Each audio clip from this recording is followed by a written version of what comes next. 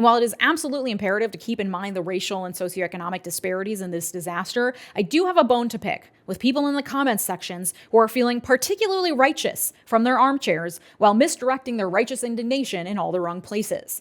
As these heartfelt pleas for help or videos of people crying while standing in front of burnt out husks of what were once their homes are posted online, the takes online in the comments section are, well, they're bad. They're bad takes. What about Palestine? One person screams. What about North Carolina? Cries another. Am I supposed to feel bad for rich people now? Screams a third, indicating that the brain rot and failure of our public school system is truly at its apex in this country. Have you seen what $1 million can buy you in Los Angeles? A modest starter home, generally speaking. Owning $1 million home in LA does not put you in the 1%. Being an actor who's appeared in some of your favorite TV shows or movies also does not necessarily put you in the 1%. Like, let's take some time to connect the dots, because people love to be outraged and to withhold empathy online and completely untethered to reality. The systems you love to also tear apart and complain about in the comment section, and that I love to run my mouth about on this show, are the same systems that are fucking people over in California. Yeah, it is insane that some of the houses that burnt down cost millions of dollars, because our housing market is absolutely fucked and home prices are out of control. Soon to get worse if Trump follows through with deporting a huge percentage of the already depleted construction workforce in this country. That's up. Let's get mad at the system and show solidarity with the people who, despite somehow managing to find the resources to own homes in this hellscape, have now still lost everything.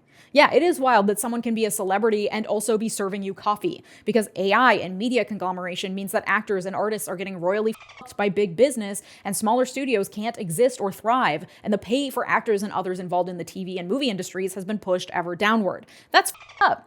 Let's get mad at the system and show solidarity with people who, despite somehow having the desire and passion to continue acting or working in the industry despite the odds, are still getting screwed over. Your anger is justified. You just need to turn it towards the actual source of the problem, not the people you see crying on your For You page. And yeah, I'm even including the millionaires here. No one should be a billionaire, but being a millionaire, especially in LA, doesn't really mean a lot. The cost of living is so high and the price of houses is so high that having $1 million in LA doesn't really mean shit. According to reporting from KTLA, to be in the top 1% in California, you have to be earning more than $1 million every year, which is very different from having a net worth of $1 million.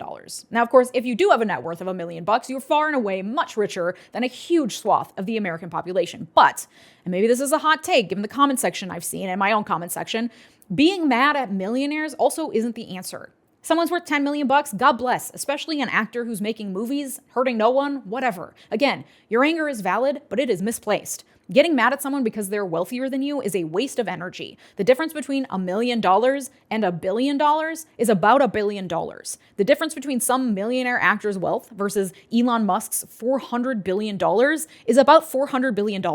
The scale is unimaginable, and the scale of the harms is directly correlated. You need to get mad at the people who have hundreds of millions of dollars, who are making their vast fortunes, sums no human could ever think to spend in a single lifetime, off the backs of laborers who they underpay, or insurance companies who f over their clients, or opiate production that takes advantage of people to get them addicted. The people who don't even have to give a shit about California wildfires because they live in some secluded area you've never even heard of with a bunker and a spaceship if things get really ugly. The person who tweeted asking if there was a private firefighting service they could hire but probably voted in favor of gutting social services and funding for firefighters. The insurance coverage from companies like Chubb and AIG that are, according to the Wall Street Journal, bespoke, not part of the general market, and specifically aimed to give high net worth individuals access to insurance that the rest of the market can't get. You need to direct your class consciousness at those assholes, not the people crying because their house just burned down. And then you need to put your fucking phone down and go do something about it. Give money to crowdfunding for people affected, send supplies, but also work for change in whatever way you can that is long-term and big picture change.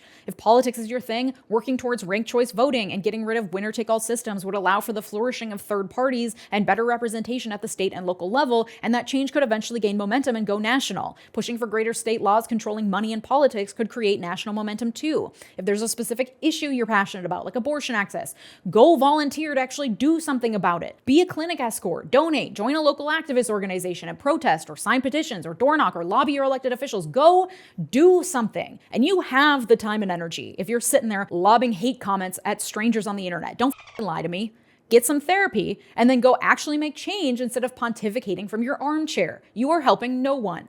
Similarly, the people playing whataboutism on social media, trying to call people out and make people feel bad for talking about the fires because other people are also suffering elsewhere in Gaza or North Carolina or wherever else. Yes, absolutely, we should not forget about those atrocities and lose sight of the work that needs to be done there. But this isn't a fucking suffering competition. The people dying and losing their homes in California are literally in survival mode. And as a country, we are watching on in horror and concern for our fellow human beings, competing for which cause is more worthy of attention, or trying to make people feel bad for literally trying to survive or for paying attention to an atrocity as it unfolds is not the high horse you think it is. Comparing trauma is a dangerous game that leads to divisions and burnout and helps no one, because we literally can't all be concerned with all the things all the time. And we cannot be pitting ourselves against one another at a time when that only serves the people who want to see us divided. Again, the billionaires who don't give two shits whether any of us live or die.